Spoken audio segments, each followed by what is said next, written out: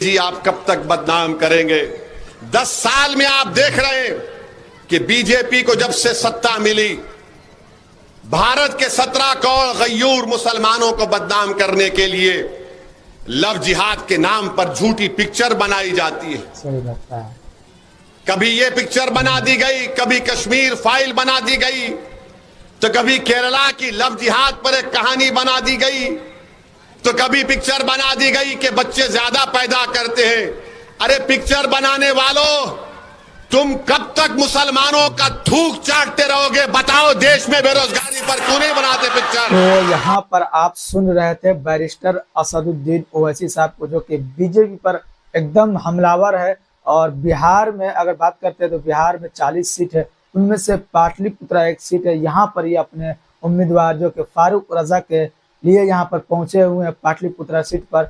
और देखिए यहाँ से वो ललकारने की कोशिश कर रहे हैं भाजपा के ऊपर, जो कि हमला करने की कोशिश कर रहे हैं कि भाजपा कितना मतलब नफरत फैलाने का काम कर रहे हैं। जब से ये केंद्र में आई है, जब से, और अलग अलग स्टेट में ये नफरत को बढ़ावा देती है। कभी ये फिल्म बनाती है, कभी वो फिल्म बनाती है, ताकि हमेशा मतलब टकराव बना रहे, एक दूसरे से दूरी बनाने की ये कोशिश करते रहते हैं। कभी केरला फिल्म बनाया इन्होंने, कश्मीर फाइल बनाने की कोशिश किया, और हर फिल्म के अंदर एक ही मोटिव होता है, एक ही मकसद होता है कि मुस्लिम समाज को किसी न किसी तरीके से बदनाम किया जाए, कि मुस्लिम समाज के अंदर ये होता है, वो होता है, ऐसे होता है।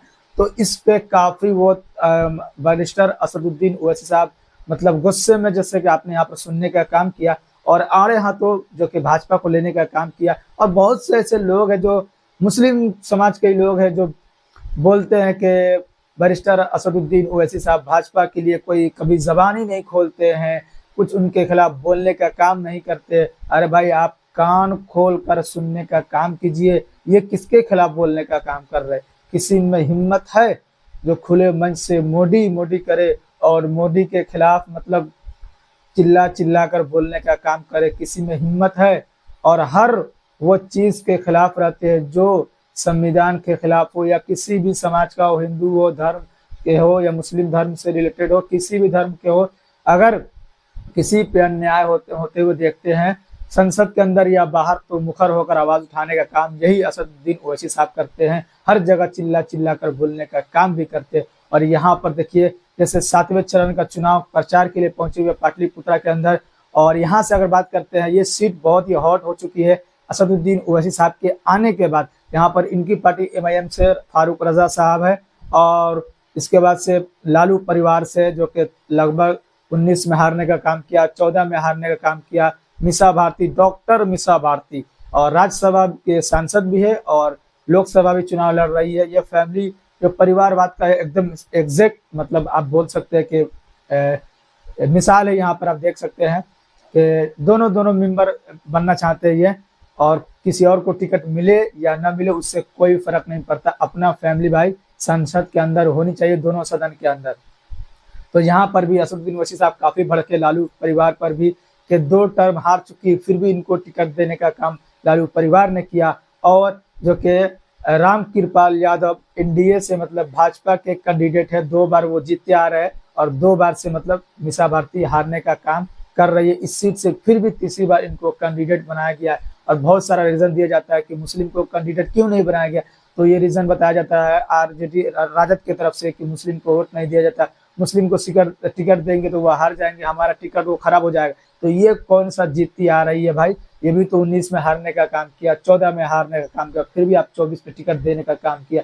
तो मुस्लिम को अगर टिकट देने की बात हो तो वो हार जाते हैं, उनको टिकट नहीं दे, टिकट खराब हो जाएगा, सीट कम हो जाएगा। लेकिन अपनी जब परिवार की बात है, चाहे वो 3 टर्म हार जाए, 2 टर्म हार जाए, लेकिन उनको तो भाई टिकट देना है, अपनी बहन को टिकट देना है। यहाँ तक 2 बहन को, इस बार 2 परिवार के सदस्य को टिकट दिया लोकसभा का, रोहिणी आचार्य को देने का काम किया, और मीसा भारती को टिकट देने का काम किया गया। जो कि आप देख सकते हैं कि एक बहन का चुनाव हो चुका है, और दूसरी बहन जो कि 7वें चरण में चुनाव होने वाला है। तो यहाँ पर बैरिस्टर असदुद्दीन ओवैसी साहब के पहुंचने के बाद आपको पता ही है कि 7वें चरण में 2 सीट है, काराकाट की सीट है और एक पाटलिपुत्रा की सीट है, जो कि हॉट बन गया। और माहौल देखिए मतलब इनके पक्ष में अभी जाता हुआ देखने को मिल रहा है, और यहाँ पर कुछ भी हो सकता है। मीसा भारती के लिए तो इतना तय है कि मुसीबत पैदा जरूर हो सकती है, क्योंकि असदुद्दीन ओवैसी साहब ने ललकार कर कहा था हैदराबाद से ही कि मैं पाटलिपुत्रा पर लालू जी मैं जरूर आऊंगा चुनाव प्रचार करने के लिए, कहीं जाऊं या ना जाऊं मैं अपने कैंडिडेट फारूक रजा के लिए पाटलिपुत्रा सीट पर जरूर आऊंगा। तो वो फाइनली आ चुके हैं, पहुंच चुके हैं। और यहाँ पर देखिए हर वो कैंडिडेट या हर वो जो पार्टी है जो मुस्लिम को सिर्फ यूज करने का काम करती, चाहे वो कांग्रेस हो, बिहार की बात करते हैं राजद हो, मुख्य वोट जो है उनको ही दिया करते हैं मुस्लिम समाज। भाजपा तो सामने से तीर वार करती है तो उस पर कोई दिक्कत वाली बात नहीं, उस पर भी पलटवार करते रहते हैं वक्त वक्त पे। बैरिस्टर साहब किसी में हिम्मत नहीं है जो आंख में आंख डालकर बात करे। यही वो शख्स है जो सदन में अकेला खड़े होते हैं 543 में, फिर भी सभी को बैठाने का वो काम कर देते हैं कि तुम्हें हिम्मत नहीं जो हमको बैठा दे और हमारी आवाज को तुम लोग रोक सको।